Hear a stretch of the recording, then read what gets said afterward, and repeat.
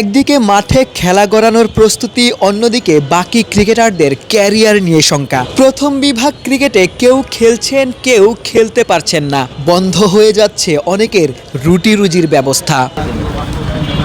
মাত্র 12টি দল নিয়েই শুরু হচ্ছে এবারের প্রথম বিভাগ ক্রিকেট। নানা অনিশ্চয়তার পর অবশেষে খেলা মাঠে গড়াচ্ছে। উচ্ছ্বসিত ছিলেন দলগুলোর অধিনায়করা।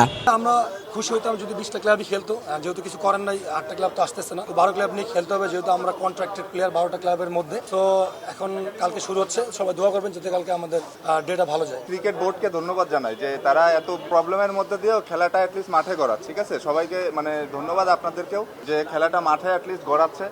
12টা টিম তো খেলতে পারতেছে, আর বাদ বাকি যে জসি ভাই বললো যে 8টা টিমের জন্য আমাদের খারাপ লাগাটা ইকুয়ালি খুবই খারাপ লাগতেছে আমাদের, এবং কম্পিটিশন থেকে পিছিয়ে পড়া এটাও আমরা মানতেছি। But at the same time আমরা ক্রিকেট বোর্ডকে ধন্যবাদ জানাই যে তারা খেলাটা মাঠে গড়াচ্ছে 12টা ক্লাব নিয়ে হলে। এইখানে আসলে আমাদের তো কিছু করার নাই, আমরা প্লেয়ার।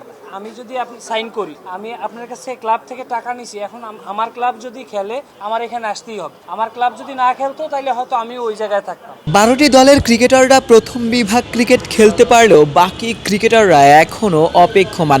তাদের ক্যারিয়ার নিয়ে শঙ্কায় রয়েছেন। সব দলের অংশগ্রহণে প্রথম বিভাগ ক্রিকেট চান এই ক্রিকেটাররা। ঢাকা লিগের জন্য একটি চূড়ান্ত, স্থির ও পরিবর্তনহীন সময়সূচি প্রদান করার জন্য ক্লাব ও বিসিবির মধ্যে চলমান সমস্যার দ্রুত সমাধানের জন্য প্রয়োজনীয় উদ্যোগগুলো যেন নেওয়া হয় খুবই দ্রুত। Bashundhara public school and college 2026 শিক্ষাবর্ষে ভর্তি চলছে।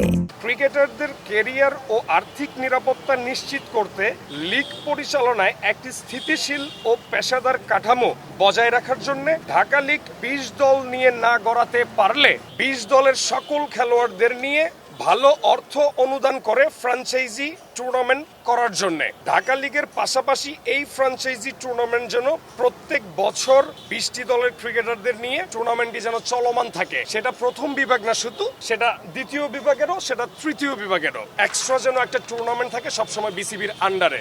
জাতীয় ক্রিকেট চ্যাম্পিয়নশিপে যেই ম্যাচ ফিটা বা যেই ডিএটা দেয়া হয় সেটা খুবই নিম্নমানের। সেখানে 3000 টাকা, 3200 টাকা বা 2800 টাকা এরকম করে পড়ে। সেইটাকে যেন একটা ভালো মানে নিয়ে যাওয়া হয় সেটাও এখানে লেখা আছে। এবং আমরা চাই এই ন্যাশনাল চ্যাম্পিয়নশিপ ক্রিকেটটাকে জাতীয় লিগের সেকেন্ড পার্ট হিসেবে যেন তারা এটাকে কাউন্ট করে। গোটা বছরেই একটা মাত্র লিগই তাদের ওই আয় রোজগারের ব্যবস্থা, এবং সেই লিগটা যদি বন্ধ হয়ে যায় তাদের পরিবারও কিন্তু পথে বসতে পারে। ক্লাব যদি আসলে আলটিমেটলি লিগ খেলতে অস্বীকৃতি জানায়, ক্রিকেটারদের আসলে এই অনিশ্চয়তার মুখে ঠেলে দেয়, সেটি কিন্তু কারোর জন্যই কাম্য নয়। সবশেষ যেই প্রেস কনফারেন্সে বিসিবি ডিরেক্টর আসলে হাজির হয়েছিলেন, ফারুক আহমেদকে আমরা দেখতে পেয়েছি, তিনি কিন্তু বলছিলেন তিনি ক্লাবগুলোর উপর বেশ ক্ষুব্ধ ছিলেন। তারা কেনই বা আসলে ওই ক্রিকেটারদের মাঠে খেলার সুযোগটা দিচ্ছেন না।